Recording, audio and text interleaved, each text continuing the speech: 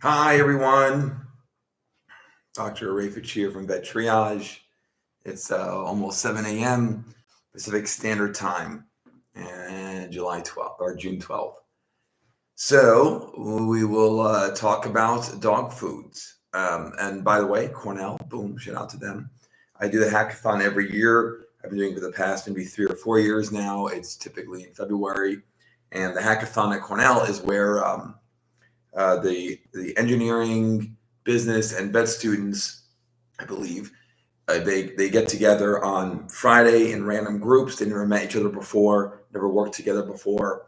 By Saturday, they are brainstorming a business plan with the goal of trying to figure out an innovative solution to a animal health problem. And then on Sunday, they present and compete by giving, I think, a 3-minute PowerPoint presentation, something really fast, and there's cash prizes. So I'm a sponsor of the hackathon. I'm a mentor to help the groups make sure that they stay on the right track and try to help them figure out their strengths and weaknesses with their idea. And then sometimes I'm also the judge on Sunday. So it's a pretty cool event, and it's very impressive to see what they do. So anyway, that's the hackathon. So dog food. Let's talk about dog food. There are veterinary nutritional experts, nutritionalists on this topic. There are also licensed veterinary technicians that could be certified in nutrition. And so there are many, many other sources of information besides myself. I'll give you a very broad perspective on dog food and how to go about thinking about what the best options are for your dog. So, and in recent years, the kind of old school, sort of more legendary companies have been criticized for their highly processed dog kibble, and so Hills and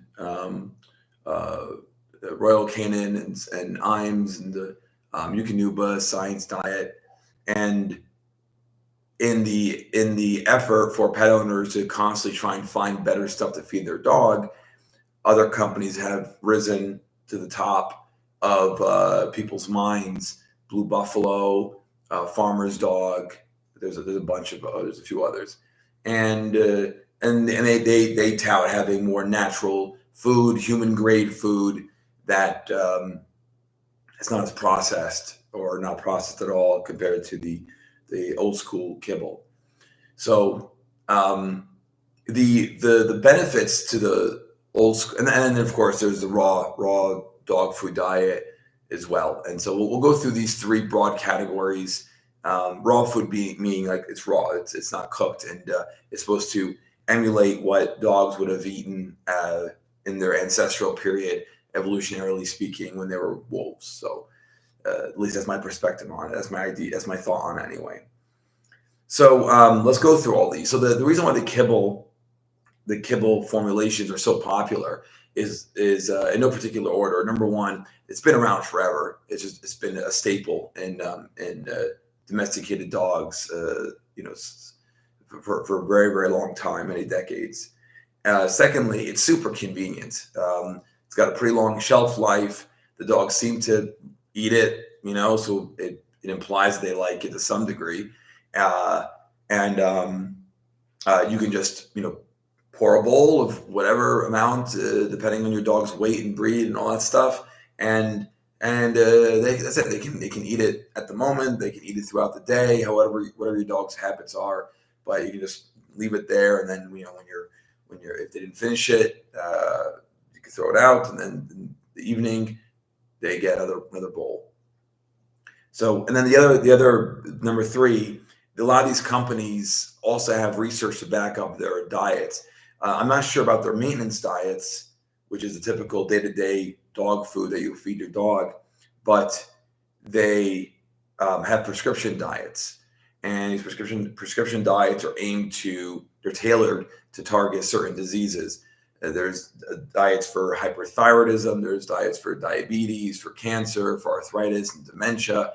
There's a whole bunch of different diets, urinary diets, gastrointestinal diets, allergy diets.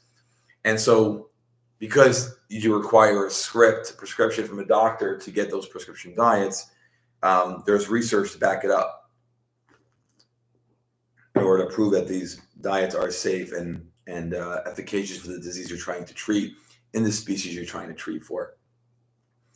So those are just some of the reasons why these diets have always been very, very popular. And they've been around forever. They're super convenient, and there's research to back up the prescription diets, so that gives them credibility. Then when you have the newer diets, the more recent ones like Farmer's Dog and these other ones, the benefit to those. Well, I guess I should go with the cons of the kibble. Cons are highly processed. Whenever you process food to that degree, you lose a lot of the nutrients, vitamins, minerals, whatever, and so it's not going to be as high professional grade or quality.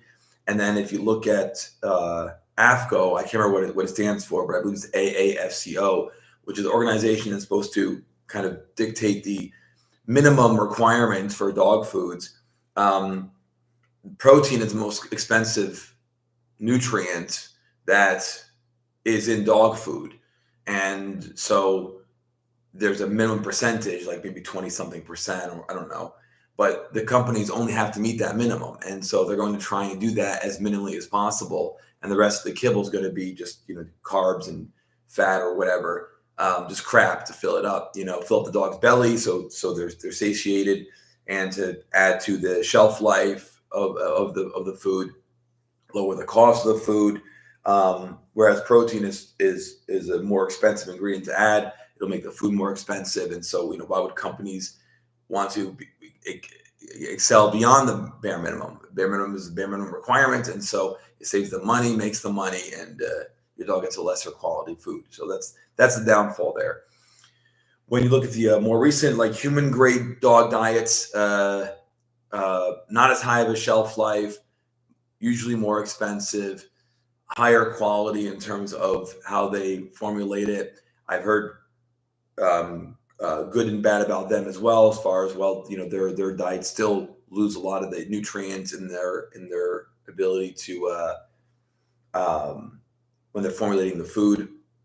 And so but it looks appealing. It doesn't look like cardboard spheres. It looks like something resembling like soup, or porridge or whatever. It's got a texture to it, and so it looks good. So you're kind of convinced cosmetically that it might be better, and it might be. And they're supposed to be sort of made when you order it, and all that to maintain its freshness. So those are the benefits and the cons of those diets. I do recommend, because I know the owner, I know the company for Lucy Pet Dog Foods. The owner Joey really puts a lot of effort, work, research in formulating his diets, and when I see the work that goes behind the scenes for his company, it's very impressive. So Lucy Pet from Lucy Pet Foundation is a good one to research if you're interested in trying to convert over to another dog food. And you can tell them that I sent you from Vet Triage, Dr. Shadia Rafich.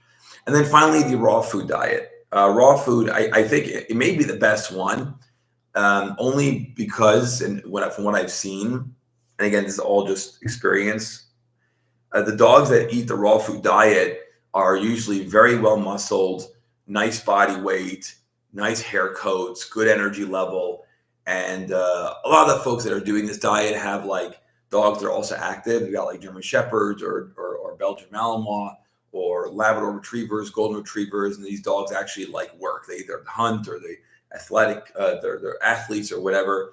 But I also hear it's expensive, and also it is raw, so there's the bacterial component you've got to deal with.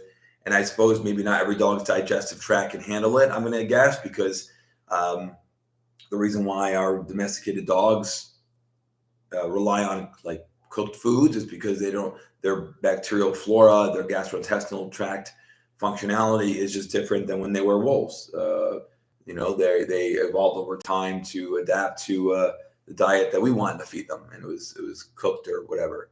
So anyway, Raw food diet might be the best in terms of overall outcome with how your pet looks and feels, but it's going to be a pain in the butt to maintain, and you need to look at how to appropriately handle those foods and all that, so that you know, as a human being, or your dog doesn't get sick from bacterial infection or whatever, because it is raw meat. So that's my cursory look as a veterinarian on these dog foods. Obviously, it's very general, but maybe it'll give you some idea of pros and cons. And the answer, what's the answer? The answer is you feed what's best for your dog, within your ability to do so. Not everybody has the budget to spend hundreds of dollars a month on dog food. And the bigger your dog, the more food they eat, the more food you're going to go through, the more expensive it's going to be. If your dog's on a prescription diet, that's going to trump everything. You need a prescription diet because your dog has a disease. So yes, you'll need that. Otherwise, it just depends on what your lifestyle is, what your goals are with your dog, what you can afford. All that stuff matters. And so it's obviously a very complex topic. I'm sure there are categories of dog foods that I did not review, and examples of other companies that are in these categories that I did not mention. Because, like I said, I'm not a specialist in this, but I think that through my almost 18, 19 years of experience as a veterinarian, these are the way I think about dog food. So hopefully that gives you at least some insight, some direction of where to go. And any questions, let me know. Post them. Let me know if any topics you want me to tackle. We haven't had a single audience member yet, so hopefully, you know, over time we'll get some participants in our live streams here. But I'm happy to see that there's a half a dozen to a dozen views on the playback. So that's cool. Somebody out there is watching, probably mom and dad. All right, thanks so much, everybody. We'll see you in the next one. Take care.